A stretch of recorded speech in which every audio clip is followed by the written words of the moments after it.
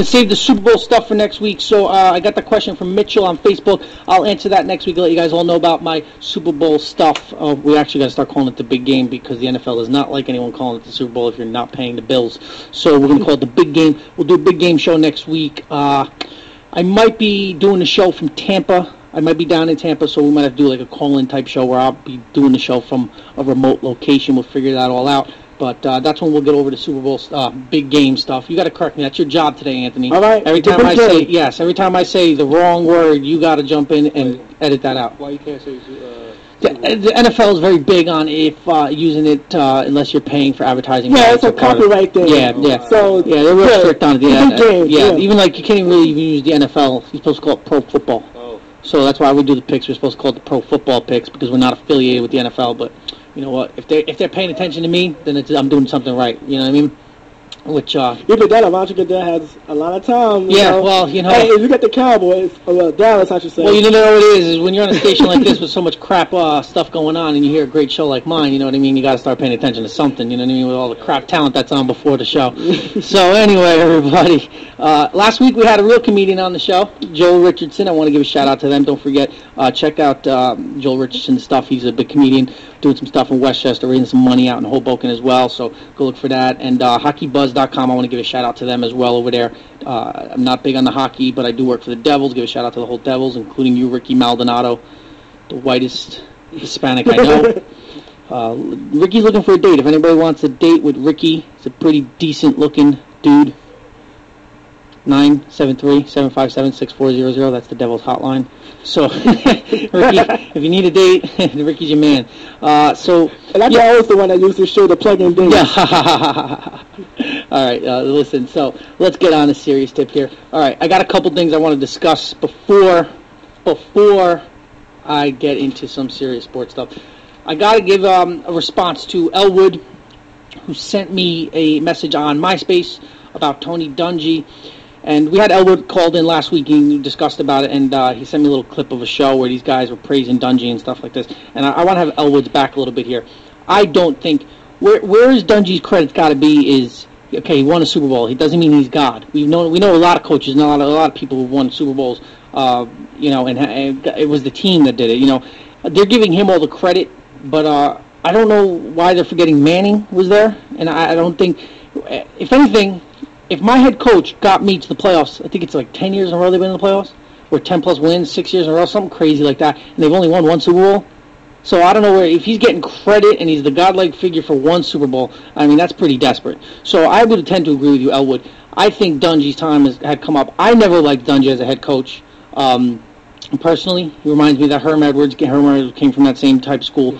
But just a really great motivator, really great guy, good speaks of the game, real nice, real, a credit to the game, like they say. But as far as, being godlike and get all the credit because he went to one Super Bowl, God, when you're one of the best teams in football for this many years and you won one Super Bowl and you can't beat San Diego Chargers, you can't beat New England Patriots, I mean, there's got to be some knock on Dungy. He's not untouchable. That's not what I would get. Belichick's an untouchable type of coach. Parcells is an untouchable, but I don't think Dungy's in that class. So I just wanted to back you up on that, Elwood. So I want to thank you for giving me a couple of minutes material here.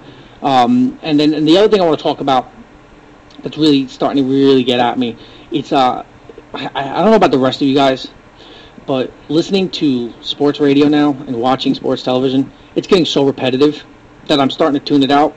And starting to look for the alternative shows, like some of the guys out there that are part of the underground movement, I guess you could say, in fantasy sports talk and baseball talk and football talk. If you go on these Block Talk Radio and all these other websites where you find out all these shows, like the Raider Show for the Raider fans out in Oakland, those kind of shows are starting to where I'm starting to go for my sports stuff, because I'm just getting sick of all these stations. All they want to talk about is ranting, raving, and talking about nothing for about an hour, and then taking a call or two, yelling at the caller, and then going back on their own rants, talking about their opinions, what they think, this is what I think, this is what I think, this is what... When you've got two hosts in the show, it's even worse. So I don't know how you guys are feeling about out there. If you want to reach out to me, let me know what you guys are feeling about sports talk out there. It's just getting so repetitive. I'm getting angry. All they want to do now is yell at all these things about being loudmouths and ranting and just disagreeing with everything. And it's like it's getting to the point now. It's like I can tune it out. I mean, shut it off. I'm starting to listen to FM music again, everybody. I mean, come on, this is crazy.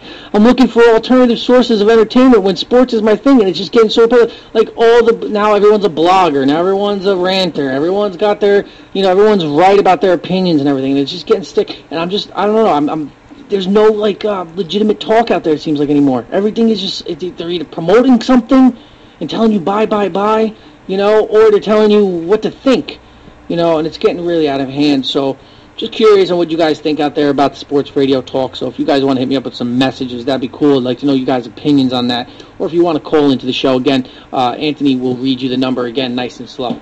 It is 646-435-1149. So you got an opinion, call in, and they'll definitely address it on the show. All right, or send it to me at dicksantino.com or find me at one of those other websites. Okay. What I want to do first, I guess, because we really don't have much going on today. Like I said, we just got some, it's a dead time of the year, Like I said, the big game's in 2 weeks, a week and a half away. Basketball's such a long season, and fantasy is not huge. So if you've got things about that, we got a couple questions, I think, on that.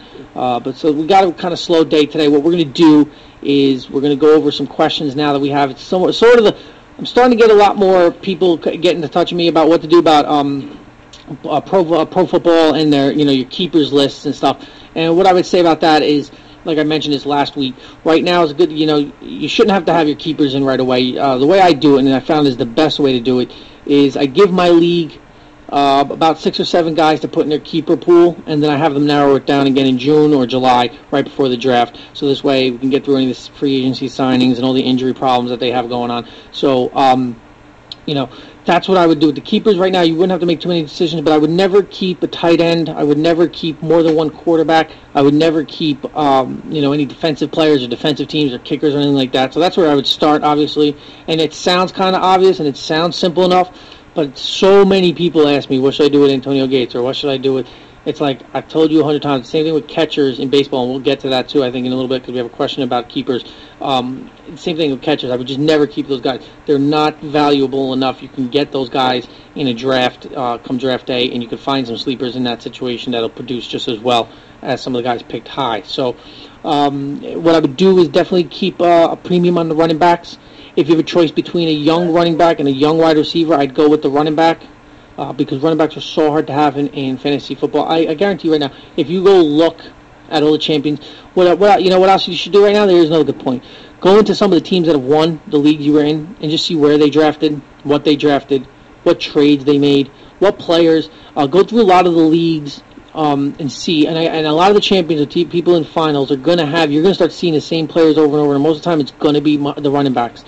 Teams with strong running backs, a team with legit running backs who had backup running backs that could fill in whenever someone got hurt, or guys who were able to fill in during buys. Those are the guys that were at a premium, and that's why when it comes to keepers, that's where I would be going with running backs. Now, if there's limits on it, obviously, it makes it a little harder, but do whatever you can to keep as many running backs as you possibly can, because that's, if you think about it, when the draft comes next year, if you're in a three-player keeper league, that means you're starting basically in the 4th round. And how many running backs you can be able to get in a 4th round? And if you're picking 5th or 6th in a three-player keeper league, you're going to have pretty much the 35th pick. And there aren't going to be too many running backs back. And if you give away one of your running backs into the draft and don't keep them, somebody else is going to end up with them who might have kept 2 or 3 running backs. So now they've got 4 legit running backs, and you're going to come down to the 5th pick in that draft and end up with maybe 1 or 2 running backs. So really put a premium on running backs. And wide receivers, why I'm not so high on wide receivers, because look at the situation where, like, a Terrell Owens this year, Chad Johnson a couple years ago, he started to decline, something like TJ Houshmandzadeh. These guys don't produce year to year. It's very hard to get a wide receiver who you can count on as a 1st or 2nd round pick. Look at Randy Moss this year. Everyone had him in the 1st round, and look at the guy produced. He produced middle of the pack type numbers, and that was your 1st round pick.